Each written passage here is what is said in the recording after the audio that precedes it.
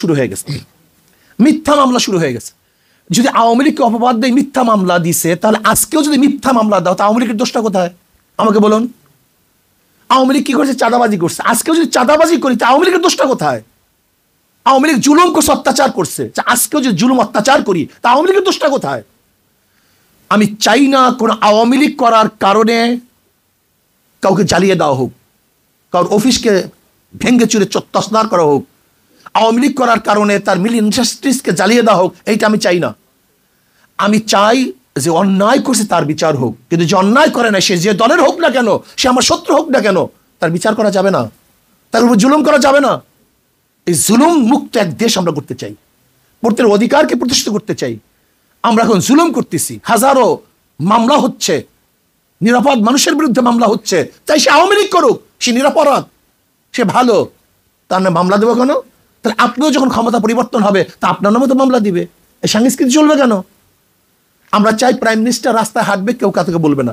বিশ্বাস করেন, যখন সেফটি আইন করছে শেখ পরিবারের জন্য, তখন আমি বলছি এদেশের জনগণ অসেফটি, তারা নিরাপদ না। যদি তারা নির্বোধ হতো তাহলে শেখ পরিবারের জন্য সেফটি আইন করার প্রয়োজন হইতো না। যেহেতু তারা জুলুম করবে, অত্যাচার করবে, এর জন্য শেখ পরিবারের জন্য সেফটি আইন করা হয়েছে। এই সেফটি আইনটি আর দেখতে চাই না। আমরা চাই না কোনো মন্ত্রী যাবে, কোনো প্রাইম মিনিস্টার যাবে, তাদের জন্য রাস্তা এক সেকেন্ডের জন্য বন্ধ দেখতে চাই না। স্পেশালি একজন সাধারণ জনগণ যেইভাবে বরাদ্দ পাবে, সরকারি কর্মচারীরা তার চেয়ে কোনো বেশি বরাদ্দ পেতে পারবেন না। হযরত আবু বকর সিদ্দিক রাদিয়াল্লাহু আনহু খেলাফতে বসার পরে কাপড়ের গাঠি নিয়ে বাজারে যাইতেছিলেন। শোনেন, ইসলাম সম্পর্কে আমরা অনেকেই জানি না। ইসলামী ফুবি আমাদেরকে পাগল করে ফেলছে, আমাদের ব্রেনকে ধ্বংস করে ফেলছে। কাপড়ের গাঠি নিয়ে বাজারে যাইতেছেন। ওমর ইবনে খাত্তাব রাদিয়াল্লাহু বললেন, ভাই আবু বকর কোথায় যান? কলে বাজারে যাই ব্যবসা করার জন্য। পেট চালাবো কিভাবে, খাবো কিভাবে? কলে গোটা জাতির বোঝা আপনার কাঁধের উপরে, আর আপনি যান ব্যবসা করার জন্য। কলে খাবো কি? কল ঠিক আছে, বাইতুল মাল থেকে আপনার জন্য কিছু ভাতা নির্ধারণ করি।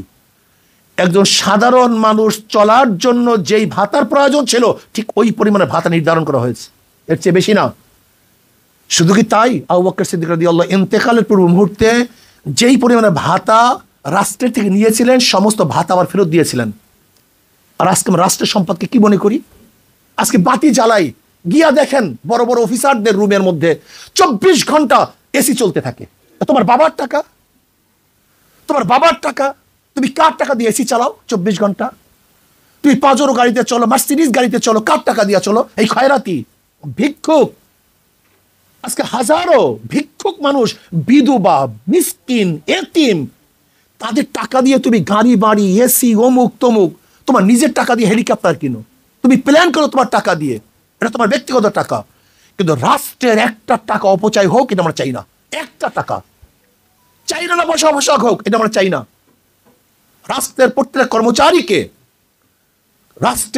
কর্মচারীকে দেশের অবস্থার আলোকে বাজেট করতে হবে দেশের আলোকে।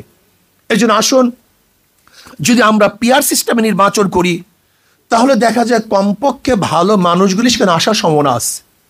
আজকে আপনি নির্বাচন করতে যাবেন, যার টাকা নেই তাকে কেউ ভোট দেবে না। সব সংস্কৃতি পরিবর্তন হয়ে গেছে। আসবে কিভাবে ভদ্র মানুষগুলি? ক্ষমতা আসবে কিভাবে ভদ্র মানুষগুলি? আমার তো টাকা নেই, আমি তো হাজার হাজার টাকা চুরি করি নাই, আমি কিভাবে একটা ভোট 5,000 টাকা দিয়ে কিনবো? আমাকে বলুন তো, আমার দ্বারা সম্ভব কিভাবে? আজকে যারা লুটপাট করেছে এদেরকে ভোট থেকে চিরজীবনের জন্য বয়কট করতে হবে। এরা ভোটে আসতে পারবে না। যাদের দ্বারা চুরি প্রমাণিত হয়েছে, অবৈধ সম্পদ প্রমাণিত হয়েছে, এই দল এবং এই ব্যক্তি কোনো অবস্থাতেই নির্বাচন অংশগ্রহণ করতে পারবে না। ভালো লোকগুলি, আদর্শবান লোকগুলি, নীতিবান লোকগুলি ক্ষমতা আসবে কিভাবে? পেশি শক্তির মাধ্যমে।